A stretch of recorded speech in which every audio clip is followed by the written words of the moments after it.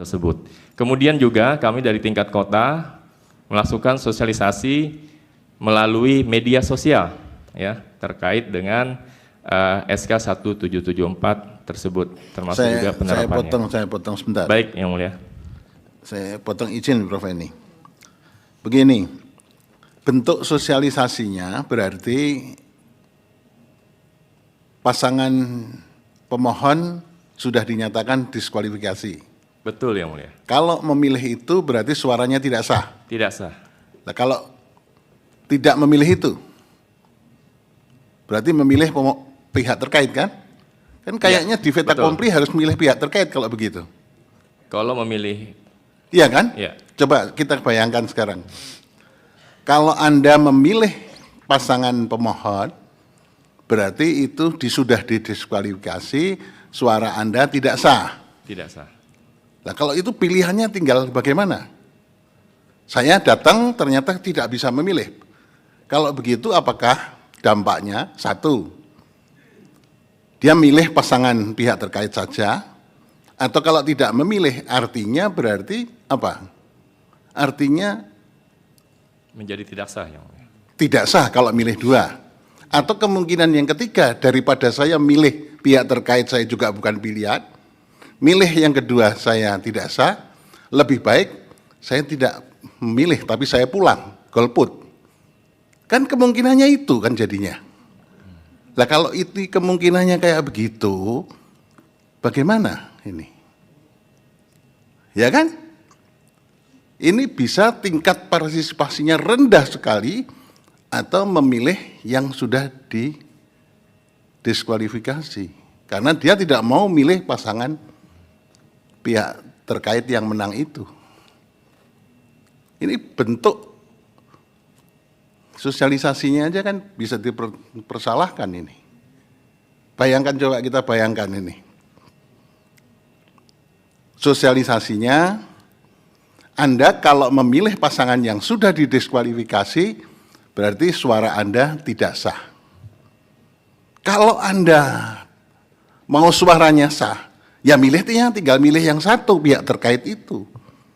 Kalau Anda tidak mau memilih pihak terkait itu, berarti Anda nggak usah milih siapa-siapa, partisipasi rendah pada pilkada kali ini, kan gitu itu.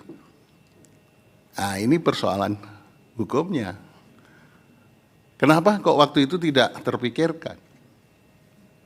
Ini, ya kan? Ya saya kira cukup ya, Prof. Silakan, Prof. November keputusan tersebut turun, maka pada saat itu disosialisasikan dan selanjutnya perintah KPU RI untuk mengumumkan pada saat pemilihan. Pada saat pemilihan. Dasarnya apa, Bu? Kemudian kalau ini dianggap seolah-olah seperti normal dua pasangan calon, tetapi kemudian dinyatakan diskualifikasi, ya, itu dasarnya apa yang digunakan pada waktu itu? Ketentuan pasal mana yang dijadikan dasarnya untuk melakukan pemungutan suara? Tetap pada undang-undang pemilihan, Bu. Iya, tapi kan bukan 54C masalahnya. Iya. Tapi didiskualifikasi.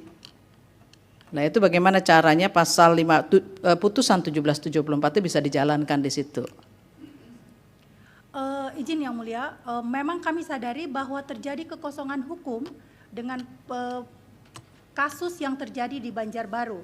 Kami tidak menemukan jawaban terkait dengan artinya hanya dengan sosialisasi itu saja. Caranya gimana, Pak, sosialisasinya, Pak? Coba dari KPU Kota Banjarbaru ceritakan. Sosialisasinya itu apakah setiap pemilih di situ dijelaskan satu persatu atau gimana caranya? Saya tidak membayangkan itu bisa dilakukan efektif itu. Baik, mohon izin Yang Mulia Ya, untuk silakan. menyampaikan dan nanti mungkin bisa ditambahkan oleh kawan-kawan dari komisioner yang lain.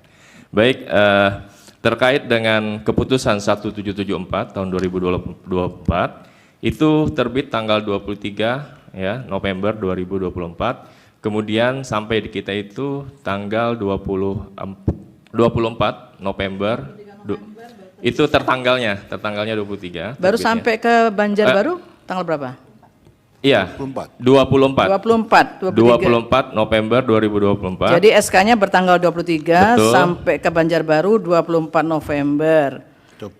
coblosannya tanggal 27. 27. Itu ceritanya bagaimana Pak seluruh Ya, jadi kota bisa tahu? ketika misalnya sudah kita dapatkan terkait dengan SK 1774 tersebut, untuk kemudian kami segera sebagaimana yang tadi sampaikan oleh Ibu Ketua Provinsi bahwa kita langsung melakukan koordinasi ya dan diperintahkan untuk melaksanakan keputusan 1774 dan melaksanakan sosialisasi.